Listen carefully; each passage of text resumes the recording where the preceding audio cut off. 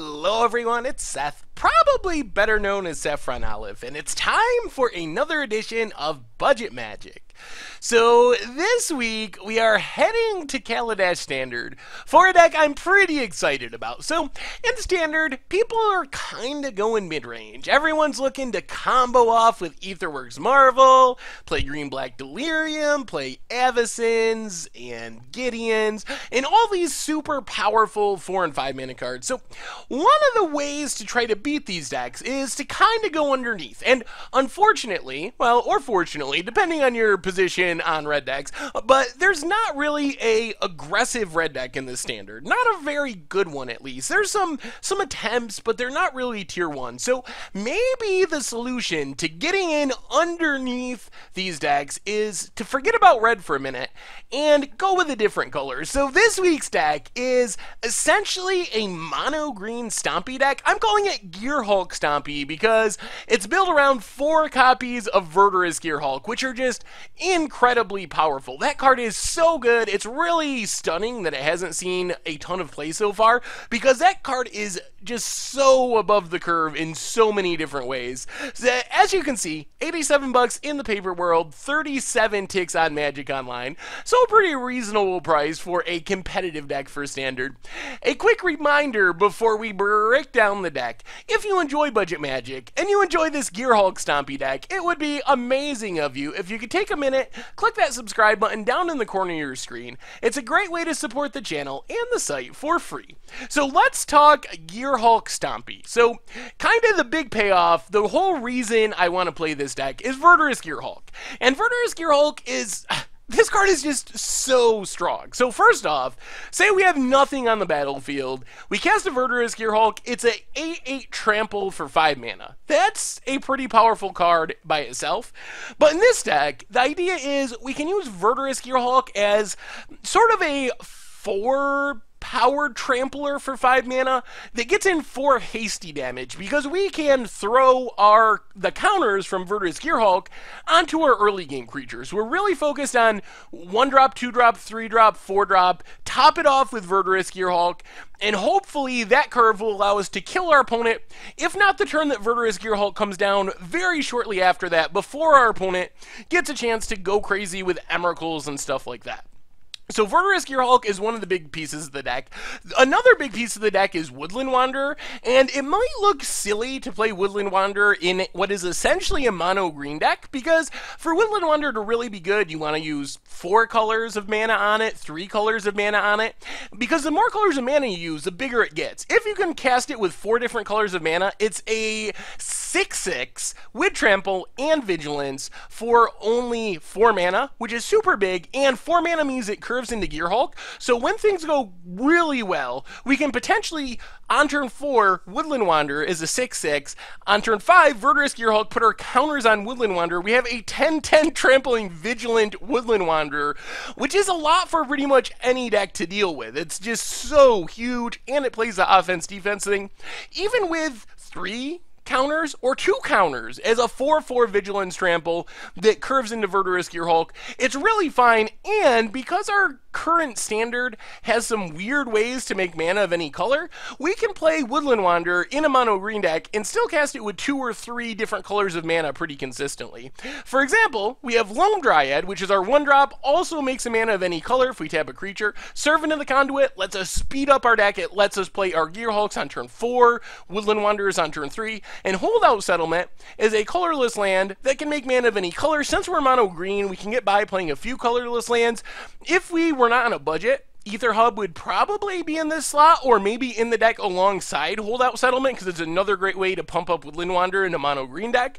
But this does a good budget substitute for Aether Hub.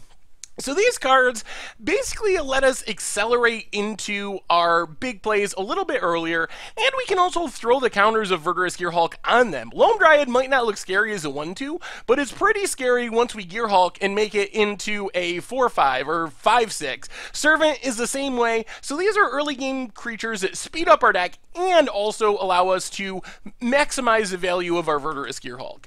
Probably the 2 most important cards in the deck are Dusk Recruit and Tireless Tracker, and as silly as it sounds, we occasionally can outdraw control decks with our deck because of these two cards and a couple other cards we'll talk about later. But these cards just generate a ton of card advantage.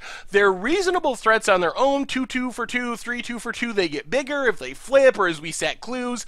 And they just let us make sure our hand stays full, so we don't just scoop to our opponent resolving a Wrath. We can use these cards to keep refilling our hand and make sure we have waves and waves of attackers, and they just generate a ton of value, plus they're pretty reasonable threats. Tireless Tracker gets really big all by itself just by cracking clues.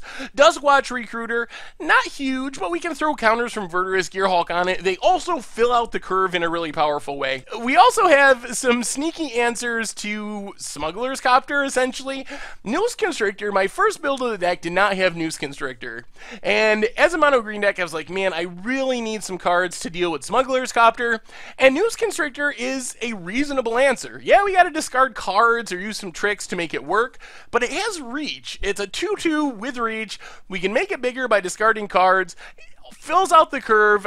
This is sort of, it was a toss-up between this and Lambholt Pacifist, and I don't know for sure which is correct, but for me, the tiebreaker between those two cards was Noose Constrictor can deal with Smuggler's Copter, Lambholt Pacifist cannot, so even though Noose Constrictor is a little bit smaller without activating any abilities or anything, it might be slightly better because it lines up well with the format. Also good at blocking Selfless Spirits and Spell Quellers and even Avacins in some cases.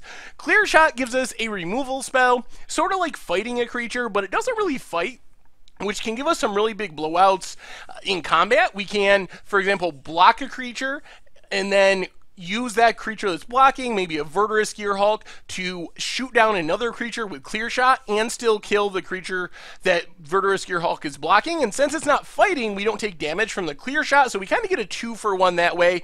Another good way to shoot down a Smuggler's Copter. Any creature in our deck, well, except for Loam Dryad, because of the +1/+1 with Clear Shot, shoots down a Smuggler's Copter with the help of the Clear Shot at instant speed.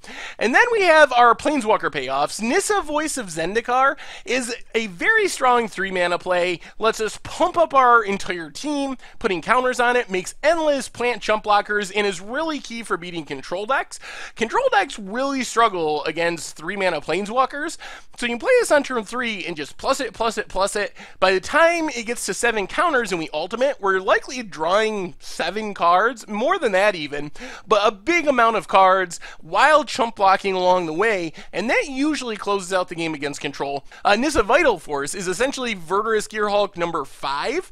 It gives us 5 hasty damage because of the land, and it does a good job again of fighting against control because we can ultimate it, and these are the other part of the we can out-card advantage control deck package. With our Planeswalkers and our Tireless Tracker and our Duskwatch Recruiter, we can literally outdraw a Jeskai control deck or an Esper control deck in a lot of scenarios. And then the last main deck non-land card is Blossoming Defense. This card is very important to our deck. It fizzles removal spells, it lets our Noose Constrictor eat a Smuggler's Copter, it forces through damage, it just does everything. The card is very, very, very good, very important. I would play more of them in the deck if they were available. As far as the mana base, discounting the holdout settlements, just 20 forests. The sideboard, a little lacking. This is where splashing another color could be really helpful. We want more removal, so we make do with Clear Shots and Rabid Bite, which is kind of like a sorcery speed Clear Shot, and some Plummets, which are great against Avacins and stuff like that.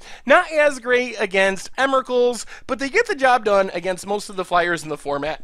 And then a bunch of artifact destruction, natural state, more ways to kill Smuggler's Copter.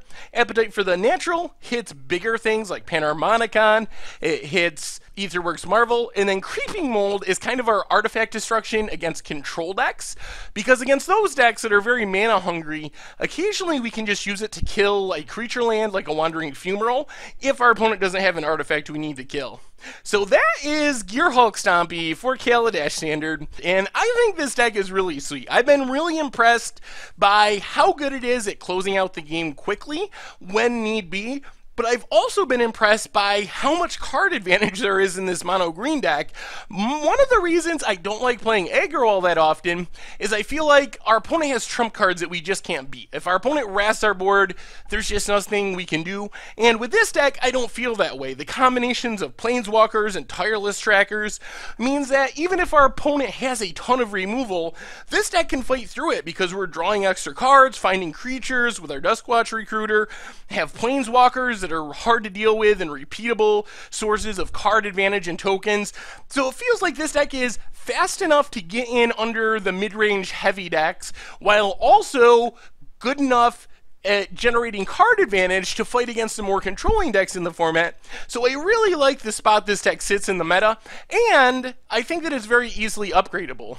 You can splash another color for some removal, or splash some blue for counter spells, splash white and play Gideons if you have them in your collection. So there's a lot of different ways you can go out of this foundation, but curving out powerful early game threats and a Verdurous Gearhulks with Planeswalker backup seems like a pretty good place to be in our current standard format. So anyway, I had a lot of fun playing it this week. I think it's a pretty sweet deck. That's our deck tech for Gearhulk Stompy in standard, and that's our budget magic for this week. So thank you very much for watching. I hope you enjoy the gameplay videos, and I will talk to you soon.